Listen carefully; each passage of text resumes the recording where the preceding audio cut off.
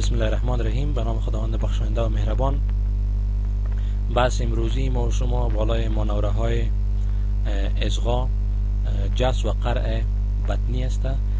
بالای تفتیش بطن ما و شما بحث کردیم که چطور ما و شما بطن تفتیش میکنیم. در قسمت اصغا میایم اون قسمی که ما در لکچر قبلی ذکر کردم که ما و شما در سیستم هضمی با تفاوت با سیستم های دیگه که ما در اونجا اول تفتیش میکردیم، بعدا جس، بعدا قرع و اصغا. در سیستم هضمی اول تفتیش میکنیم، به مرحله دوم اصغا میکنیم، به خاطر از اینکه اگر ما جس انجام بدیم، جس باعث تغییر حرکات اما میشه. باز ما و شما بین حرکات نرمال و پاتولوژیک تفاوت کرده نمیتونیم. از این لحاظ مانور دوم فیزیکی در سیستم هضمی عبارت از اصغا است. معمولا به خاطر از اینکه ما آوازهای سیستم هضمی را یا اما را بشنویم، حداقل 3 دقیقه ضرورت است تا که ما استاتوسکوپ بالای بطن مریض بانیم و آوازها را بشنویم، چون حرکت‌های خود اما که حرکت‌های پریستالتیک است، به شکل وقفه‌ای به وجود میاد. حرکت‌ها دوامدار حرکت‌ها نیست شنیده شود، ولی احیانا اگر ما دوامدار حرکت‌ها را میشنویم در بالای بطن، باز او دلالت به این میکنه که یک حالت پاتولوژی به وجود میاد، حالت ابنورمال است. یک آفت از بنام پارالایتیک الیوس یاد میشه و یک حالت است که علتهای زیاد داره. یکی از مهمترین علتهای ازی کم بودن پتاسیم یا هایپوکالیمی است، حتی در هایپرکالیمی هم به وجود آمده میتونه.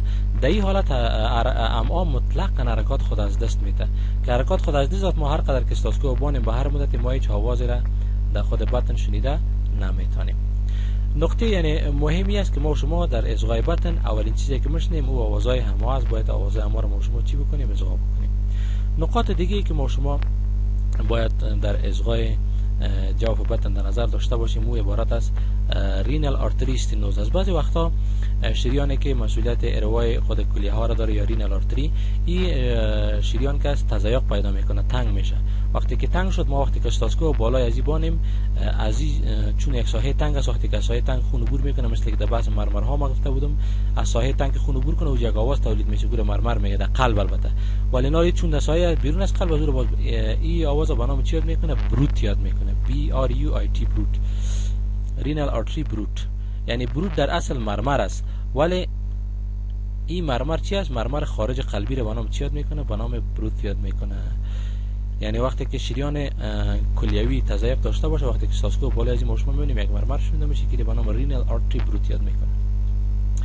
علاوه از این بروت ما شما بالای تومورهای کبدی وقتی که هپاتوما داشته باشه، بالای از او هم بروت چی میشه؟ شنیده میشه. این آوازهای اضافی. این بحث اصغا بود. بحث سوم ما شما عبارت از جس یا پالپیشن است. شرایطی که ما شما باید به خاطر جس بطنی در نظر داشته باشیم، چند نقطه بسیار زیاد مهم است در بطن. البته ما شما طرف راست مریض استاد میشیم، روشنی اتاق کافی باشد، دستای خود توسط مالش دادن باید گرم بکنیم، به خاطر که اگر دست سرد بالای بطن مریض تماس بدیم، عضلاتی که در اونجا اسپازم میکنه، بطن شخ میشه دیوارش، باز اعضای داخل بطن ما شما به شکل خوب جس کرده نمیتونیم. این نقطه بسیار زیاد مهم است. معمولا وقتی که ما شما جس میکنیم متوجه باشین در نقطه جس، وقتی که مریض یک نقطه بطن خود نشان میده برتان که این ناحیه بطن ما درد میکنه، شما وقتی که جس میکنین از اون ناحیه جس شروع نکنید. جس از قسمتایی که درد نداره از اون ساحه شروع کنید، بالاخره آستا در نهایت به ناحیه‌ای که دردناک است به اون ناحیه جس تان برسانید. این بسیار زیاد مهم است، به خاطر از اینکه وقتی که تو ناحیه دردناک جس کردی و مریض احساس جس کرد، احساس درد کرد، اونمو است که مریض بطن شخ میکنه، بطن شخ میکنه، چون احساس درد داره، باز در پروسه جس مشکلات به وجود میاد. معمولا وقتی که ما شما پالپیشن یا جس بطنی را انجام میدیم، باید ما شما کدام ساختمان را جس کنیم. کلیه ها باید جس و کبد جس و طحال جس و مثانه را باید جس کنیم. آورتا و قدات لنفاوی کلان شده باشه در اطراف آورتا، او را جس کنیم.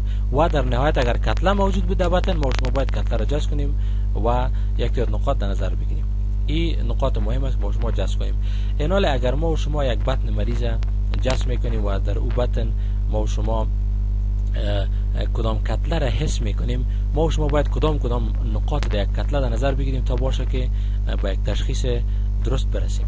اول شما معلوم کنید که امی مثلا پوندیدگی که در بطن است، آیا امی کتله است یا ای که کدام عضو داخلی بطن کلان شده. این نقطه باید در نظر داشته باشیم.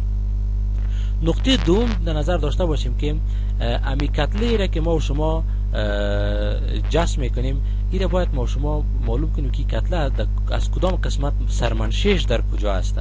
این بسیار زیاد نقطه مهم است. نقاط دیگه که در نظر گرفته باشه موقعیت کتله را باید در نظر داشته باشه، لوکیشنش، شکل کتله چطوره، شکل منظم داره غیر منظم، سایزش ببینید کلان از خورده است، سطح کتله باید در نظر گرفته شود، دیگه حرکات و التصاقات کتله را ببینید که چطور است و در نهایت پلسیشنش ببینید که آیا نبضانی است کتله یا نه. اول میم سر موقعیت کتله.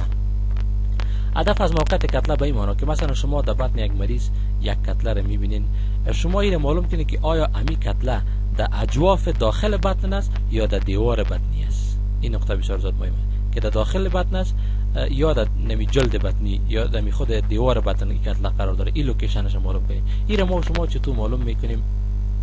این ما شما قسم معلوم میکنیم که مریض حالت سوپای نداره، کتله را که جس کردیم، در وقت جس کردن کتله ما و شما از مریض خواهش میکنیم که گردن خود بلند کنه. وقتی گردن خود بلند میکنه، اگر کتله در داخل جوف بطن بود، این کتله چی میشه؟ خرد میشه یا گم میشه بیخی. ولی اگر در دیوال بطن بود، این کتله دیگه هم متبارزتر میشه. توسط اینی میتود ما و شما میتونیم که لوکیشن کتله را بنابراین که در داخل جوف بطن است یا در دیوال بطن است را چی بکنیم؟ معلوم بکنیم. اگر شما یک کتله را در رایت هایپوکاندریوم جس کردین، در اوج طبیعی است که شما می‌بینید که از نظر آناتومی در رایت هایپوکاندریوم کبد است، کلون راست است، کلیه راست است، کیسه صفرایی گپا است. اگر کتله در قسمت‌های اپر یا لاور بطن جس شد، ما و شما این را باید معلوم بکنیم که کتله آیا کنار علوی کنار سفلی داره یا نداره. این نقاط باید ما و شما در نظر داشته باشیم.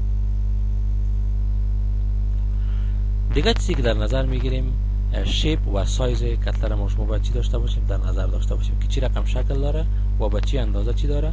سایز داره. کتلاتی که از خلف پرتوان معمولا منشأ میگیره، مثلا از پانقراس، مثلا از کلیه ها، این معمولا شیپ امواوز برای چی میده؟ تغییر میده، در خلف پرتوان قرار داره. این نقطه را باید ما شما در نظر داشته باشیم. بزرگ شدن کبد و اسپرین بسیار با آسانی تشخیص میشه توسط پروسه جس، مشکلی نداره. دیگه ما شما سطح و کنارهای کتله را میبینیم. سطح و کنارهای کتله برای ما شما دو معلومات خیلی مهمه برای ما شما میده. یکی ای که آیا این کتله سلیم است یا کتله خبیث است. این ما شما میتونیم که از روی سطح و از روی کنارهای کتله چی بکنیم؟ قیاس بکنیم.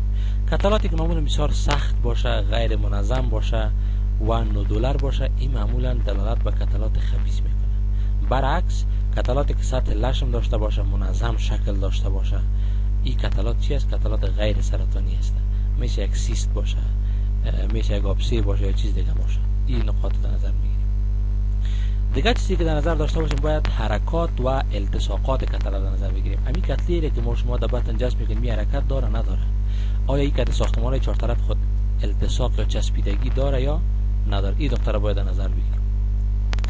کتله‌ای که معمولا از کبد، از کلیه، از میتهال کیسه صفرا منشأ گرفته باشه، تنفس مریض که میکنه که تنفس جایش تغییر میکنه، ولی خودت اگر بخوای کور جایش تغییر بدی، دستت او را تغییر داده نمیتونی.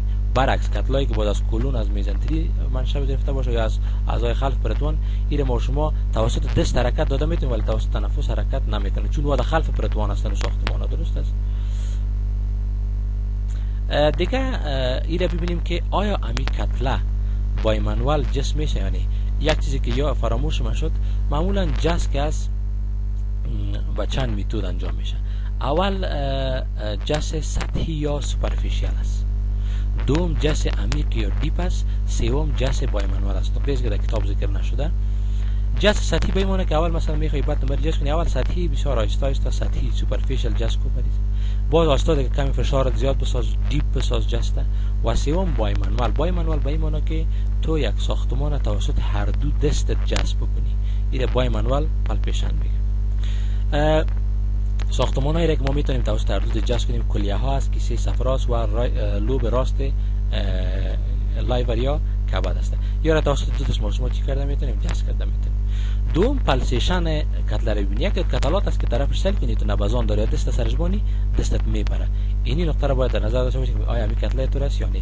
اگر یک کتله رو ما شما دریافتیم که این کتله نبضان داره، این دو گپ است. یا ای که مثلا در بطن خود آورتا انیوریزم داره به شکل، این انیوریزم داری نبضان جذب میشه. یا ای که فرض مثال یا آورتا است، در پیشوری آورتا یک کتله است تو به شکل آورتا این کتله را تیله میکنه طرف دیوار قدامی بطن، اونم نبضانات آورتا به این کتله انتقال پیدا میکنه. یعنی شما هر وقتی که کدام کتله را جذب کردین و دیدین که این کتله نبضانی است، ما شما به این دو چیز در نظر مد نظر ما شما باید باشه. این بود جس کتلات معمولا که ما شما باید در نظر داشته باشیم.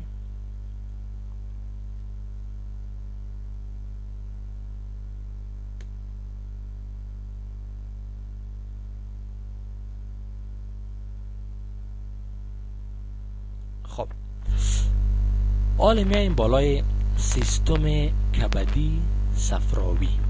کبدی صفراوی که میگیم شما در آناتومی خواندین، کمی بچه خلاص سرش بحث میکنیم.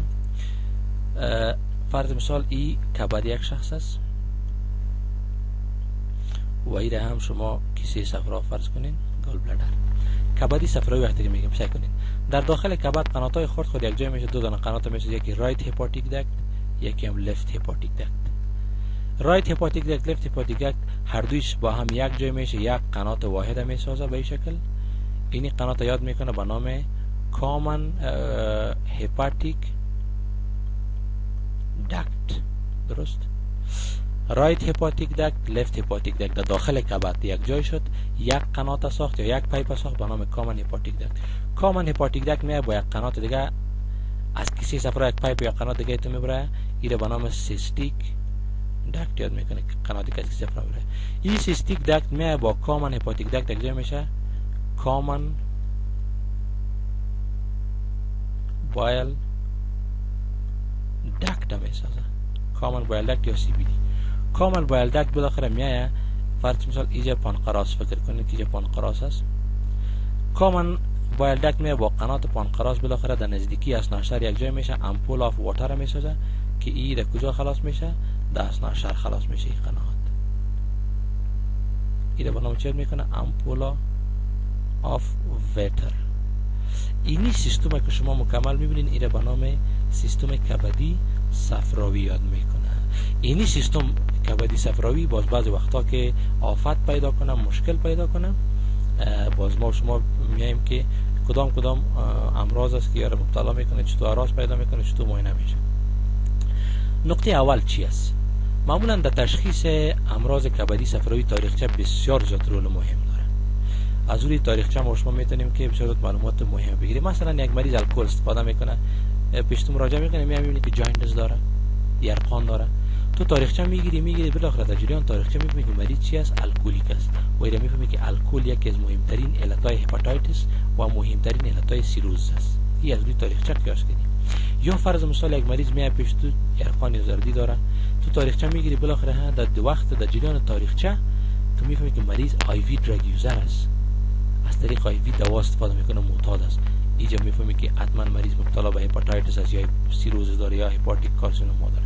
این بسیار نقطه مهم است. معمولا امراضی که سیستم اول مصاب میشه، مثلا ویلسون دیزیز. ویلسون دیزیز یک مرضی است که به شکل ژنتیکی به وجود میاد. معمولا در کروموزوم 13 مریضا تغییرات موجود می باشه و در یک از همین خود کاپر یا مسک است در قسمت‌های مختلف وجود، در دماغ، در چشم، در کبد به شکل غیر نرمال و به شکل زیاد ترسب میکنه و وظایف پزوار چی میکنه؟ مختل میسازه. هپاتیتس معمولا التهاب خود کبد است. شما میبینید توسط یک آفت چی است؟ توسط علتهای زیاد به وجود میاد. مهمترین علت مثلا ویروس ها هست. در معمولا تو اگر شک بکنی که یک مریض مبتلا به هپاتیتس است، در جریان تاریخچه خود تو میگیری که میفهمی که مثلا در کجا هپاتیتس زیاد است. مثلا در پاکستان واقعا بسیار زیاد است. یک از اگر تاریخچه سفر به وجود داشته باشه، واضح است که بیا و با یک لوحه بیا که وظایف کبد مختلف شد، تو فکر میکنی که هپاتیتس دوجه اندیمیک است، امکان داره که مریض مبتلا به هپاتیتس باشه. کسایی که دواهای مثل استروژن، مثل هالوتان، مثل پاراستامول، مثل مونوامین اکسایدیز اینهیبیتر، اینی دوا را استفاده که این دواها از دواهای هپاتوتوکسیک هستند، باعث هپاتوتوکسیسیتی میشه که این نقطه بسیار مهم است. دیگه کولیسیستایتس، التهاب کیسه صفرا هستند. التهاب کیسه صفرا معمولا باعث درد میشه در راه پرپودرانت و استفراغات و تاو اجزا پیش مریضا پیدا میشه. این نکته بسیار مهم است. الکلی هیستوری، تاریخچه الکل معمولا برای ما شما باعث سیروز باعث هپاتیتس میشه در نظر داشته باشیم. کولانجایتیس التهاب قنات‌های صفراوی را به نام کولانجایتیس یاد میکنه که در کولانجایتیس کس معمولا مریضات یک سه پایه داره، یرقان یا زردی، درد یا پین، فیور یا تب. این سه چیز که باشه، این سه چیز به نام سه پایه چارکود یاد میکنه. پسان هم در سامیه چارکود، سه پایه چارکود یک عالم بود. تب، یرقان و درد ترسیش به نام چارکود تریب میگه وصفیت به خاطر کولانجایتیس. و هپاتیک کارسینوما هست، کسایی که مثلا سیروز داشته باشه، هپاتیتس مزمن داشته باشه، میتونه که مثلا با یک لوحه زیای وزن بیا ببینی که مریض زیای وزن نگاه پیدا کنه، این دلالت میکنه که مریض رفته به طرف هپاتیک کارسینوما رفته.